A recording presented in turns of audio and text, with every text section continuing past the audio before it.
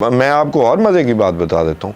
वो कौन शख्स था जिसके घर में चक शहजाद में सिंथिया रिची को रिहाइश दी गई और फिर उसने कुछ हरकत व सकनात ऐसी देखी तो उसने एक हैंडसम सीनियर सियासतदान को कहा, एक बड़ी पार्टी के हैंडसम सियासतदान को, कि किबला मैं इसे अपने घर नहीं रख सकता। फिर वो वहाँ से डिप्लोमेटिक इनक्लेव शिफ्ट हुई। ये इस औरत का सियासतदानों के साथ इन्वॉल्व होना क्या माने रखता था? वो जर्नैल इतना हाथ क्यों रखते थे कि उसके लिए जज्बाती हो जाते थे? फिर ये प्रोजेक्ट क्या था जिस प्रोजेक्ट में सी पैक बाकायदा बंद हुआ? चीन बाकायदा बोरिया बिस्तर बंद करके आपके मुल्क से चला गया। आप अब तक डिफ़ॉल्ट होने पे चले गए। आप तो अब तक सी पैक की चुंगी खा रहे होते तो खुशहाल हो जाते। तो आखिर कोई तो मिशन था। इतना बड़ा प्रोजेक्ट जिसकी ज़ाहिर है, बिल्कुल ठीक बात है, अमेरिका को भी तकलीफ़ होनी थी, तो अब वो चीज़ें खुल के सामने आ रही हैं। तो अगर मिलिट्री कोर्स में आम लोग, जो मिडिल क्लास के जो लड़के डंडे उठा के फिर रहे हैं ना, उनके पीछे खतीजा शाह और खतीजा शाह के पीछे जो लोग हैंडलर्स थे, फिर इस पूरे प्रोजेक्ट के जो हैंडलर्स थे, सबको मिलिट्री कोर्स में लाएं, फिर इस मसले का हल निकलेगा। फिर प्रॉक्सी वॉर भी शायद आप जो है ना वो ये मुल्क जीत सके। नहीं तो मैं आपको बताऊं, हमारी इस्टेब्लिशमेंट या हमारी गवर्नमेंट बड़े सख्त जो है ना वो मामलात में फंस गई है। वो क्यों? ये बेसिकली अशराफिया की लड़ाई है जिसको ऊपर से चीन और अमेरिका देख रहे हैं। अशराफिया आपस में लड़ पड़ी है। इन सारे लोगों के स्टेक्स जो हैं वो अमेरिका में हैं, कनाडा में हैं, यूरोप में हैं। ठीक है, जो हमें अफ़गानिस्तान में फ़तह का दर्स देते हैं उनके अपने बच्चे भी जो हैं वो अमेरिका में रहते हैं, कनाडा में। जो चीन के साथ हिमालय से ऊंची दोस्ती का हमें यहाँ सबक पढ़ाते हैं, उनके बच्चे भी यूरोप में रहते हैं। तो ये इतने बड़े स्टेक्स हैं, इलीट्स के तमाम इंटरेस्ट जो है वो वेस्ट में है। देखें ना वो खदीजा शाह क्या कह रही है, मैं अपनी एम्बेसी से भी, यानी कि वो शहरी, और मुझे तो आज तक ये नहीं समझ आता ये डुअल नेशनैलिटी क्या होती है। जो हमारे मुल्क की नेशनैलिटी छोड़ गया तो वो बस उनका नेशनल है जी, वो हमारे यहाँ दखल देने कैसे आए हैं? और अगर आप खतीजा शाह को सज़ा नहीं देंगे तो आप किसी को भी नहीं दे सकेंगे, ये भी याद रखिए। तो अगर आपने मिलिट्री कोर्स में जाना है तो पिछली इस्टेब्लिशमेंट को भी उसी कटहरे में लाना होगा, तब जाके आप इमरान के मामले को मतलब कि सेटल कर सकते हैं। वरना वो एक सियासतदान बहरहाल है और उसका एक वोट बैंक भी है और वो कल्ट क्रिएट करने में भी कामयाब हुआ है और उसमें सरकारी पैसा जो है वो लगा है उसका कल्ट क्रिएट करने। तो तौसीफ साहब, वो जो पिछले मामलात को दुरुस्त करने के लिए है उसी के कड़ी एक है जिसके अंदर वफाकी हुकूमत ने एक कमीशन बना दिया है हाजिर सर्विस जजेस साहिबान का। चीफ जस्टिस साहब के बाद जो सेकंड नंबर पे हैं काजी फ़ायज़ ईसा साहब, वो चीफ जस्टिस बनने वाले हैं 3 माह में, तकरीबन 4 माह में, सितंबर में बन जाएंगे। वो हेड कर रहे हैं। बलूचिस्तान हाई कोर्ट के चीफ जस्टिस हैं उसमें, और इस्लामाबाद हाई कोर्ट के चीफ जस्टिस हैं। TOR उसका ये है कि जो पिछले दिनों में जजेस की फैमिली से मुतल्लिक कुछ ऑडियो टेप्स आई हैं, रिकॉर्डिंग्स आई हैं, वो उसको करेंगे, उस इन्वेस्टिगेट कि क्या वो दुरुस्त हैं या नहीं। और बेसिकली आज जो तमाम सारी उसकी हुई उसके अंदर कार्रवाई, इसमें काजी फ़ायज़ ईसा साहब ने कहा कि इसका मकसद किसी जज के ख़िलाफ़ कोई इन्वेस्टिगेशन करना नहीं है, या हम जज की तरफ नहीं जा रहे, हम तो सिर्फ हक़ाइक़ को सर्टन करने की कोशिश करें। और उसमें ऑब्वियसली कहा जा रहा है कि बहुत सारे लोगों को नोटिस भी दिए जाएंगे। चीफ जस्टिस साहब की सास साहिबा को दिया जाएगा, ख्वाजा तारिक रहीम की जो मिसेस है राफिया साहिबा, उनको दिया जाएगा, और इस तरह और बहुत सारे लोग हैं उनको बुलाया जाएगा और पूछा जाएगा। साकिब नसार साहब हैं, उनके बेटे हैं जो टिकटें बेचते हुए जो उन्हें पकड़े गए। तो आपके ख्याल में फिर ये शुरू तो हो गया ना प्रोसेस, वो तथहीर का अमल जो है जो कहीं से शुरू होना था उसका स्टार्ट तो हो गया ना? हसन, असल में वो हुआ ये है कि तंग आमद बजंग आमद वो हुआ है। नून लीग का असल में इशू ये नहीं था, ये सुलह सफाई सी करना चाहते थे, लेकिन वो जिस तरह जो कुछ उनके साथ हो गया ना, उसकी वजह से वो अब ये है कि भी अब वो भी अपनी फ़ाइट करना चाहते हैं, कि भी वो भी ज़िंदा रहना चाहते हैं। अच्छा, अगर ये तहकीकात होनी है ना, तो फिर ये तहकीकात जो हैं वो जज अरशद मलिक की वीडियो से शुरू होनी चाहिए। ठीक है, वो व्हाट्सएप जो JIT थी वहाँ से शुरू होनी चाहिए।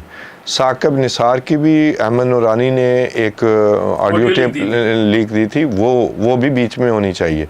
अब वाले जो हजरात हैं उनकी भी सारी शामिल होनी चाहिए। और याद रखिए, जो 2-4 किसी ने रखी हुई हैं कि टाइम से लीक करनी है, उनको भी अब लीक हो जाना चाहिए, ताकि वंस फॉर ऑल जो है ना वो चीज़ें जो है ना अपने मंतकी अंजाम को पहुँच सकें।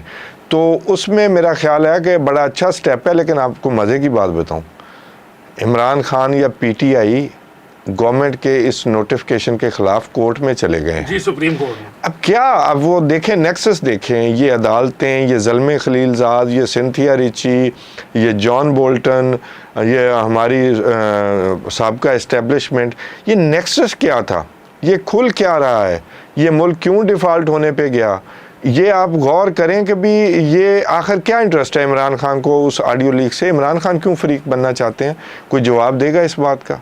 ज़ाहिर है कि उसमें तमाम वो पूरे प्रोजेक्ट की जो है वो कलई जो है वो खुलनी है, तो इस वजह से उन्हें खौफ है कि भी वो जब उन्हें बुलाया जाएगा तो चीज़ें खुलेंगी।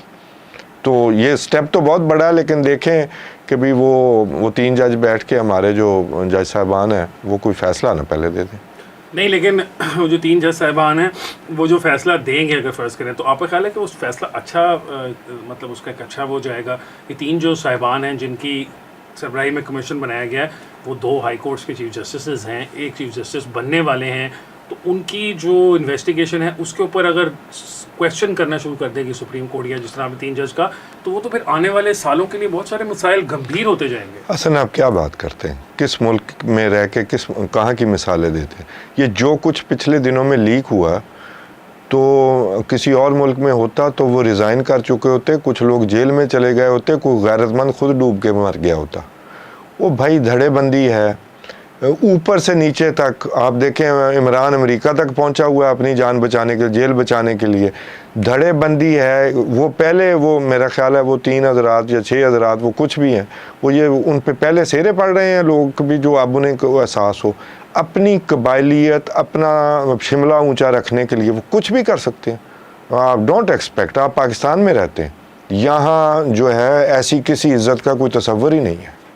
अच्छा, लेकिन तौसीफ साहब, चले इज्जत का तस्वीर नहीं है, लेकिन इवेंचुअली तो अब 3 महीने की बात रह गई है। हम मई के बिल्कुल एंड में खड़े हैं, जून, जुलाई और अगस्त है, सितंबर की तकरीबन मेरा ख्याल है 15 या 16 तारीख है जब मौजूदा चीफ जस्टिस साहब ने रिटायर हो जाना है।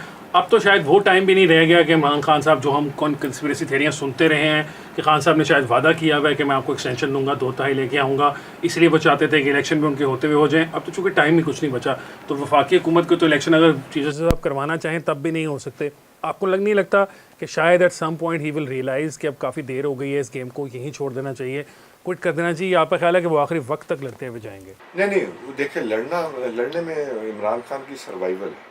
इमरान खान के ऊपर बड़ी सीरियस केसेस हैं। लड़ने में वो अपने लिए जो है ना वो बचत का रास्ता निकालेंगे। देखें, इमरान खान का वो जो आर्मी चीफ का बार बार नाम लेते रहे हैं, तो वो मसला क्या है?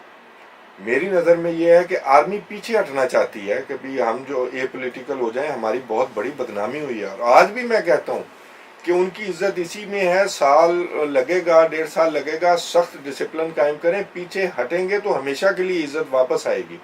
वो क्या चाहते हैं? वो चाहते ये हैं कि नहीं, मुझे इंगेज करें और मैं आपका था, मुझे दोबारा रखें, नहीं तो मैं अमेरिका की तरफ जाऊंगा, मैं आपका चाइना रशिया ब्लॉक दबा करके रख दूंगा।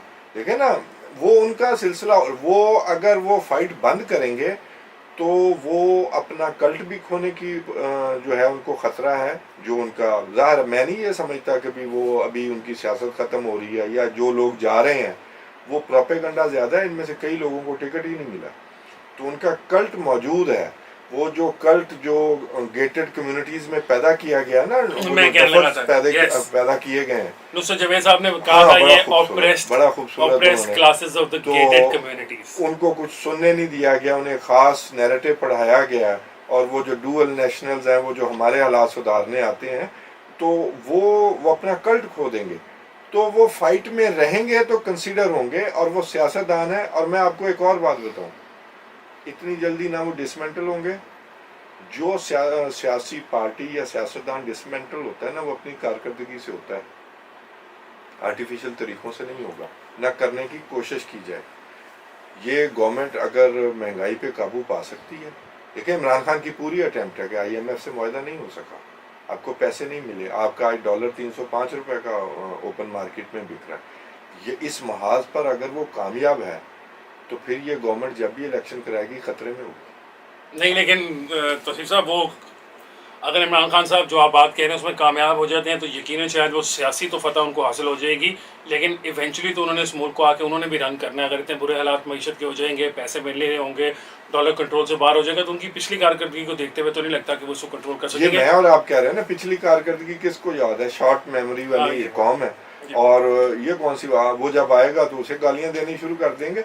लेकिन इमरान खान इस वक्त तो आते नजर नहीं ना आ रहे, लेकिन बतौर सियासतदान उनका वजूद खत्म नहीं होने जा रहा, और ना ही बतौर एसेट उनको पूरा खत्म किया जाएगा। ये भी आप ज़हन में रखिए। जी जी बिल्कुल, उनको दोबारा इस्तेमाल करने के लिए फाइल बंद करके अलमारी में रखनी जाएगी कि कोई नया प्रोजेक्ट ना शुरू किया जाए, हम ये अपील करते हैं। और इस प्रोजेक्ट से भी अब जान छुड़ाई जाए, इस्टेब्लिशमेंट अपना काम करे, तब जाके मसला हल होगा। प्रोजेक्ट एक ख़त्म हो गया, ख़राब हो गया तो दूसरा शुरू करें, दूसरा नहीं तो तीसरा नहीं, ये चीज़ें अब बंद होनी चाहिए। प्रोजेक्ट बनाने और बंद करने का सिलसिला होना चाहिए बंद। इस्टेब्लिशमेंट मेरा ख्याल है तो साहब अभी तक सबक सीख गई होगी, अगर नहीं सीखी तो फिर तो ये इस्टेब्लिशमेंट की नाकामी तो फिर वक्त आगे अगला वक्त मजीद सिखा देगा। आज के लिए नाज़रीन इतना ही है, इंशाल्लाह आप लोगों से मुलाकात होगी कल। मुझे हसन इफ्तिखार को और तौसीफ अहमद खान साहब को दीजिए इजाज़त। अल्लाह हाफ़िज़।